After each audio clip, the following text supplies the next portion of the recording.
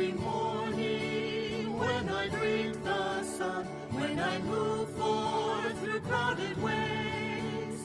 In my heart, Lord, ever so silently, I will always think of Thee. In my heart, Lord, ever so silently, I will always think of Thee. When I laugh, oh, and when I cry with pain, when my best friends misunderstand, in my heart, Lord, ever so silently, I will always think of Thee. In my heart, Lord, ever so silently, I will always think of Thee. Dear God, my God, I am Thine for eternity. Dear God, my God, I am Thine eternally. Though my path lead me over desert sands, though it take me through bitter storms, in my heart, Lord, ever so silently, I will always think of Thee.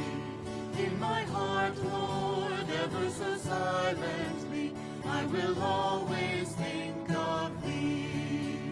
When I'm working and when in end repose, that come victory or low defeat, in my heart, Lord, ever so silently, I will always think of Thee. In my heart, Lord, ever so silently, I will always think of Thee. Dear God, my God, I am Thine for eternity. Dear God, my God, I am Thine eternally. Dear God, my God, I am Thine for eternity. Dear God, my God, I am Thine eternally.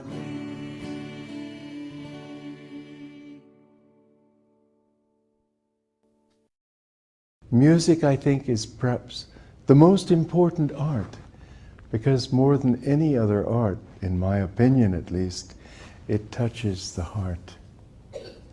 The more you can listen to music, this is what a book I read recently talked about the Chinese emperors, that they would tour the provinces, and they didn't ask to see the books or talk to the officials and all that. What they asked was to listen to the music. If the music was wrong, they knew something else would be wrong in the city government. If the music was right, everything was right. And if it was wrong, they knew that they didn't have to correct this. They had to correct the music. Now, there's a lot of truth in that. It may be a myth, it may not be an actual fact. Doesn't matter. There are many truths that are not necessarily factual, but they illustrate principles that are eternal. When your music is right, your heart is right. That's what is so sad about today's music. It is so jagged, so frenetic. I look back over I always read people's consciousness through music.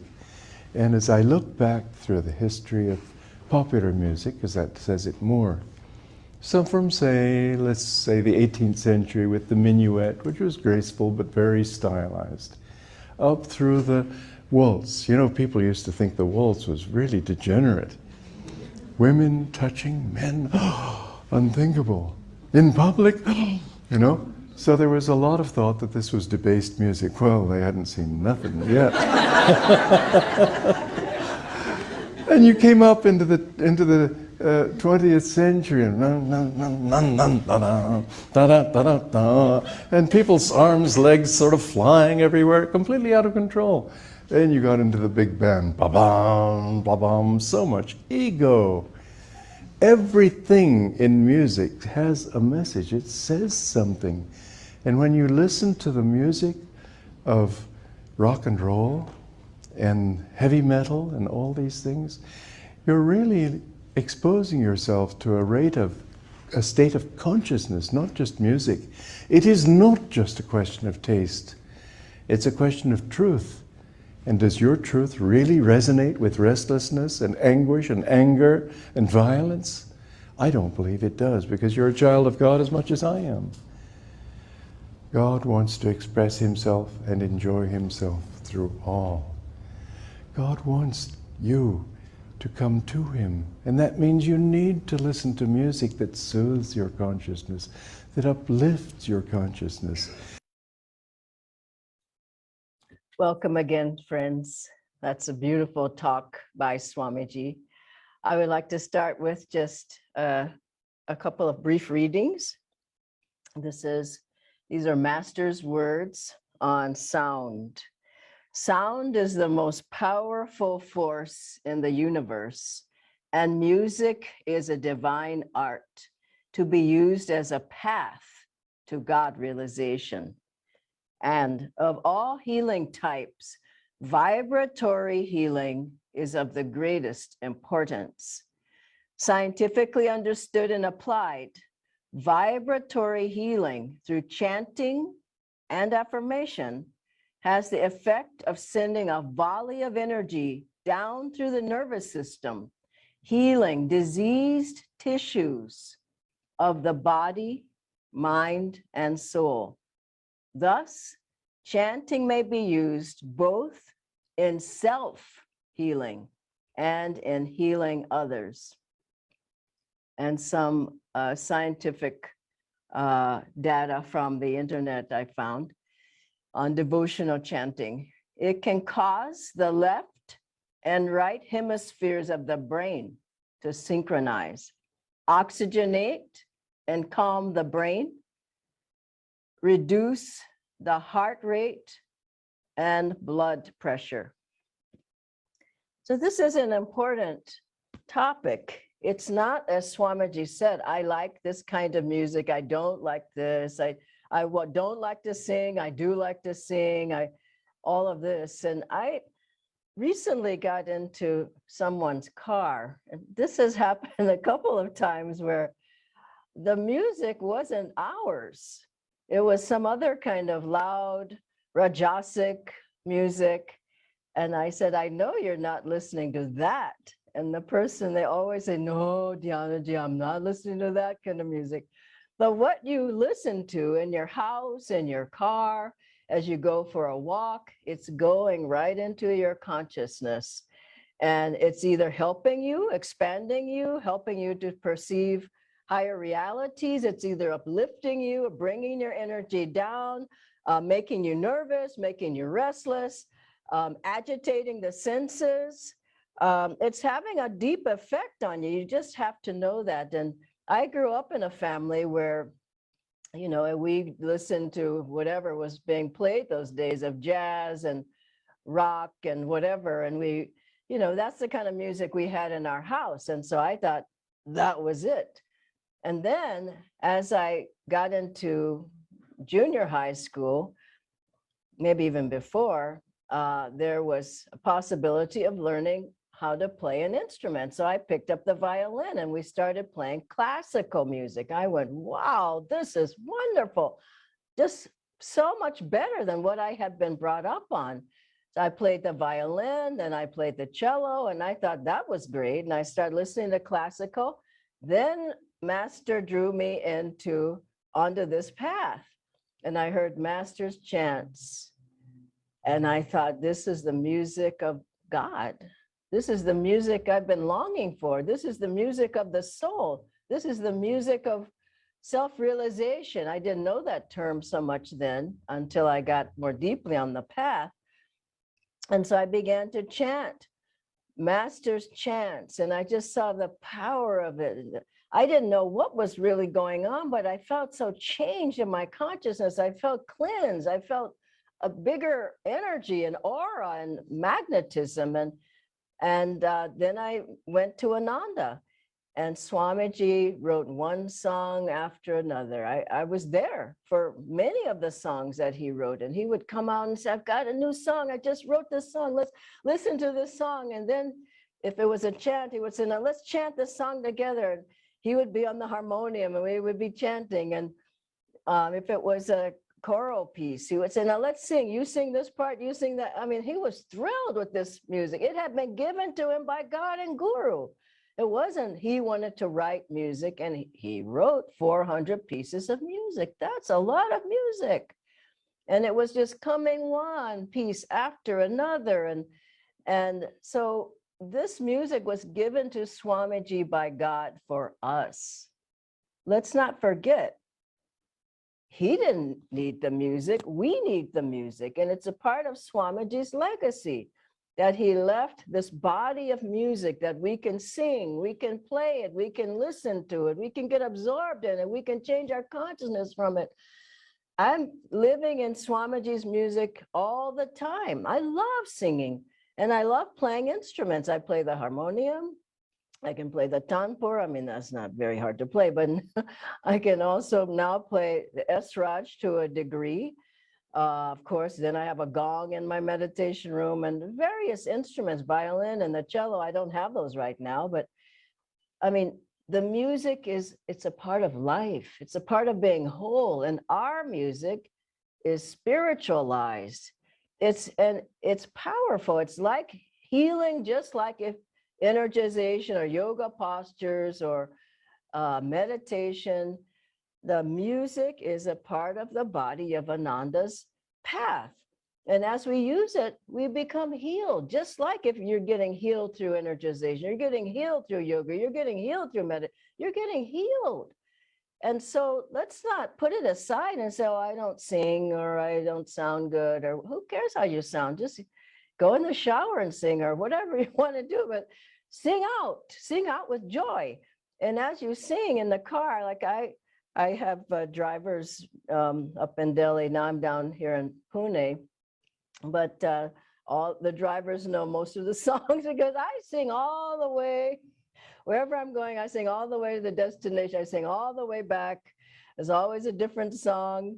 And I live in that music. And also, now that I'm playing the Esraj, I'm just playing one song after another, even if I'm not playing it that well yet. In a year, it'll be much better. But Swamiji is just saying, play this song, you can play that song. And it's just so wonderful to live in such a high vibration. It's heavenly.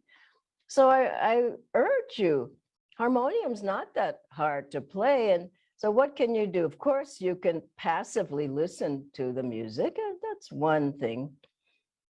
But that's passive, really. Start singing. So first you can listen. There's so much of Swamiji's music, as I just said, you can listen to it. But then try to sing some of it. Sing along with the recordings. Okay, that's one level. Or then go to a kirtan. Sing along in the kirtan. If you feel like your voice isn't so good, why don't you train your voice more? I mean, get a singing teacher or work with your voice. People tell me, oh, your voice is so nice. And I didn't take any classes in voice. I just sang. I've been singing for decades. Swamiji's music. I know every piece of music. That's maybe an exaggeration because there's so much. But if I hear when I'm playing now with the Esraj, if I hear the first note of one of Swamiji's songs, I know the rest of the song. I know the songs because we've all heard them over and over and over and over. We've heard them, we've sung them. I remember Swamiji looked at me when I came to Ananda and he said, do you sing? And I had the nerve to say no. And he said, sing anyway. And he wanted you to get involved. And so first of all, listen and then sing the music. Best as you can. Go to kirtan, get in a choir. There are different choirs. I mean, we're working on the music here in India. We need more help, but we've got Bharat here, who's going to be helping us singing. Bharat, who was Bhara, those of you know, but get in the choir if you can. Next thing, get an instrument. Just do something, clang, bang, whatever, but do something, get some kirtals and play them. Learn how to play them, first of all. Swamiji said the bell sound helps to open the heart and dissolve the emotions and help you to awaken devotion. So thus, a master himself, he played various instruments. He played the yasraj, he played the gong, he played the harmonium, probably played many other things, but he played the gong so that he said, this is the sound of Om. So playing the bells, playing the gong, it's very much opening in the heart. And what's the end result? You change, your consciousness changes, you can meditate better. You're more clearly on the path. Your mind is more clear. You have more inspiration. You have more ideas coming to you. And more than anything, you're in attunement. You're in attunement with God. I love it. The door opens with music. Door of my heart, open. If your heart's not open, you're just thinking as philosophy. Oh, I think this. You're not going to get very far. You need the heart. Even Swami Sri Teswarji said you can't even take one step on the spiritual path until you open your heart, till you learn how to love. And music opens the heart and just opens the door to God. And I'm realizing it more and more. Master gave the key. He gave tools and techniques, and he gave the key of opening the door of the heart. Chanting is half the battle. That's a lot. Half, 50% of the way you get there through chanting. And so I encourage you, urge you, get a harmonium. If you can't play, get a little instrument that you, I can't think of the name of it at the moment, but the keyboard. Yeah, get a keyboard or get a harmonium and take classes, get into it. And if you can't play that, sing along, but at least get going with singing, not just listening. And you will find that I find, wow, I was missing a lot. I mean, I was struggling with meditation until I got into music. I got into the music and wow, immediately. It's so much more, you can move towards God much more quickly, feeling the presence in your heart if you can get into music. So sing out and sing out with joy. The last part is joy. What comes from singing? I'm happy all the time because I'm singing all the time. I remember once we were coming down from Mumbai to Pune, and one of my dear friends here in Pune, I was sitting in the back and there were a couple of friends, and there was just three of us, but I just had to sing. I was singing the whole way. And he says, Dhyana, is this something new for you? It's singing all the time? It is, you know, in certain parts of your life, your spiritual path, there's different emphasis. And once Master gets you focusing in the heart, it's so blissful and it's so sweet. And the presence of God is so, so near. So I urge you, encourage you, I support you in singing out with joy. God bless you. And I'll ask Nitendra now to join me. And he has a few questions. Thank you so much, Dhyanaji, for sharing the beautiful experiences. The first question we have, Dhyanaji, is as you mentioned that Master said chanting is half the battle. So why did he say what's the battle he was talking about? The battle of meditation is one. I mean, if you're restless, if you're nervous, if your mind is racing, if your body's hurting, if you can't sit still, how are you going to meditate? And people come home from work and they sit down in the chair and hope something's going to happen, or they get out of bed in the morning and sit in the chair. If you can chant, just even a little bit, even for a couple of minutes, you find that chanting calms the nerves. I just read that from the studies from the internet. It calms it, restlessness and the thoughts, and you just can go into meditation much more quickly, much more easily. So that's one of them, half the battle of the meditation, half the battle of the spiritual life I would say, because there's so many delusions out there. There's so many other energies. There's so many other levels of consciousness that aren't the ones you want to be on. And so if you're listening to certain kinds of music, you're with certain people, you're with certain environments, you're going to be pulled. And so if you can, sometimes you have to be. Sometimes I've been in, like yesterday, I was in the bank. Did I want to be in the bank? No, I didn't want to be in the bank, but I had to be in the bank. So I had to do some things. And there were so many people and so many energies and cross currents. And so, you know, in my chanting last night, I got rid of the bank. You see the difference? So I had a tool so I could just get rid of those vibrations. Sometimes you have to be at the airport. I'm at the airport, seems like every other week.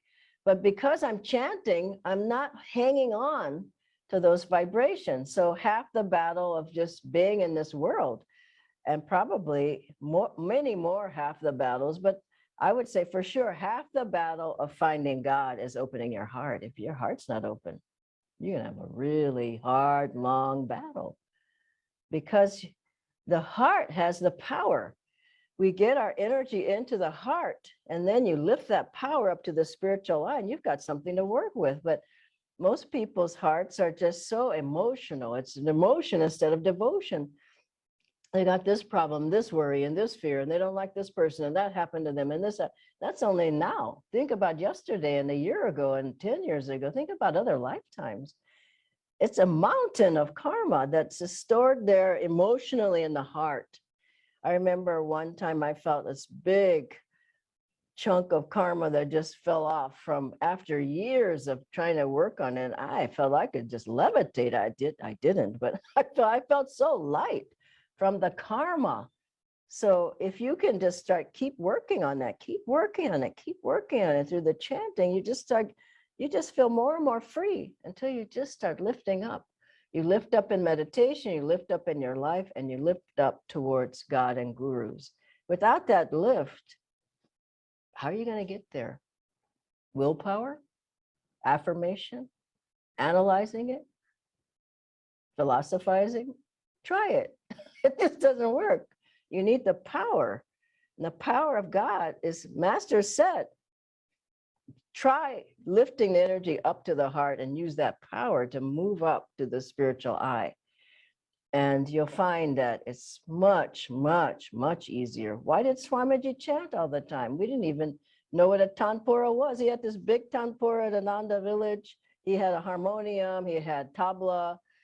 I mean, he had us chanting all the time. He would come around with cymbals, and sometimes in the mornings, early on, he would wake you up with chanting, you know, as you strolling kirtan. I mean, it's a part of the path. Use it and you'll find it will help you to really go far on the path. And Master said halfway. That's quite a lot. Thank you, Dhyanaji. The next question we have is there any difference between the chants versus the songs that we sing at Ananda, and when should we? Chant is like a mantra. A chant is a powerful affirmation. And interestingly enough, Swamiji said that a lot of the chants that people chant these days are names of God, some of the gods or some of the great ones. You know, they're just calling out the names. But that's one way, but you're just hoping that something's going to happen. But Master's chants are affirmative. Door of my heart, open. You know, I'm opening the door of my heart. You think of a chant, listen to my soul song. Listen, you know, you're putting out energy. It's using will and energy. It's not help me, help me, help me, help me. You know, it's like you're putting out energy. You're affirming. And listen, listen, listen to my heart song. I will never forget thee. I will never forsake thee. And then joy, joy, ever new joy. I mean, these are affirmative. You're saying, I'm going for it. I'm putting out the energy. I'm going halfway to meet you. And it's not like, come here and meet me. And so it's the reverse. It's like you're putting out the energy. So a chant is affirmative. The songs they're affirmative too, but in a different way. They're uplifting in thought and consciousness. A chant goes over and over and over the same words, and that goes deeper and deeper, just like an affirmation. If you put power into that, more and more quietly, and then whisper chanting and then mental chanting, It gives you quite a lot. And then the songs, as you sing the songs, you just feel uplifted, or you feel deep, or you feel in the spine, or you feel the energy here. The words are themselves healing. And the words are so beautiful because Swamiji so beautifully wrote them. And I find that his songs are they're simple, but they are deep in their vibration. The vibration, the notes that he used, the words that he used, they just pierce your consciousness. And they just get rid of whatever stagnant energy there and blocks that they are, and obstacles and wrong thoughts and fears and doubts. And you can choose one of the different songs. I Live Without Fear. It's a beautiful song. If you're feeling fearful, put that song on and sing it. It's just one of the most beautiful ones. And the children's songs, Give Me a Light to Light My Life, Light My Way. Truth is the light, so wise men say. Or lightly I fly when I live in laughter. Lightly I fly when my heart sings. Fling to the ground every heavy burden. This is so beautiful. I'm singing these songs as I'm learning them on the instrument. I'm singing them as well. And they're just, Swamiji said, if you want to get to know me, listen to my music. Of course, to get to know him more, you have to go into the spiritual eye, but at least a good step is listening to the music. I mean, that music shows where his heart and consciousness were. And as we sing it, like Master said too, if you sing this chant, he said, I sang them over and over and over till I got a divine response. He had people singing an hour and a half. Oh God, beautiful. Till they broke through the stagnation and felt God's presence. And so Swamiji, he said, my chants, my songs are tuned to Om, the Om vibration. So as you sing Swamiji's chant, you feel, whoa, I mean, songs, the energy goes right up to the spiritual eye. Try it. And also with the chanting, energy goes up to the spiritual eye. It's just different ways of going to the same place, God consciousness, uplifting consciousness and super consciousness. Thank you so One much. more? Yes, Dhyanaji, one last question. So you did mention that we can train our voices, but till the time we don't have a good voice, is it okay to listen to the songs and chants rather than singing them incorrectly, perhaps? I think it's an excuse to keep saying you don't have a good voice. I mean, some people do have difficulty with singing, and they should sing softly. I would say sing softly for a while if you're in a group, maybe even sing mentally till you can get some sound coming out. But having a teacher, even you can get an online teacher, just to even give it 6 months to work on your voice, just so that you can get the notes right. And if you start, I mean, a teacher can really help you. I remember Swamiji said he had a singing teacher, and he would sing, and she would say, no, that's not quite right. And no. And then finally, after 6 months, she said, that note, that's how all your notes should be. And so I'm telling you, my music teacher, last week, I finally got something right. And he looked at me after 6 months. I felt like Swamiji, and he says, finally. So it takes time. You can't just overnight have a beautiful voice, finally. So just work at it. But what I'm saying is, don't put in the closet for the lifetime. I can't sing, I won't sing, I'll never sing, everybody else sings. Just do what you can. And a few lessons won't hurt you at all. And I think you can at least try it. What I'm trying to say is, don't be passive and just say, I can't do it. There's so many people say, I can't do it, I won't do it. And one other thing I'm thinking about, so get a teacher if you possibly can, and don't make an excuse, but one other story I remember, we were in Italy living there, and at the beginning, nobody could meditate. I mean, it was brand new. We were teaching people and they could meditate we were used to meditating for a long time, but these people couldn't meditate but 15, 20 minutes after you first learn, So I mean, I went to Swamiji, I should say. I said, Swamiji, we never even meditate hardly here. We just chant, and chant. The chanting was nice, but we didn't get a chance to meditate very much. And this is what I'll end with today. He looked at me and he said, "You need to chant." I'm telling you, that's what I would say to you all. You need to do it. And as you do it, you find what a gift Master's given us and Swamiji through the chanting, through the music, and through the songs. God bless you all. Have a wonderful day.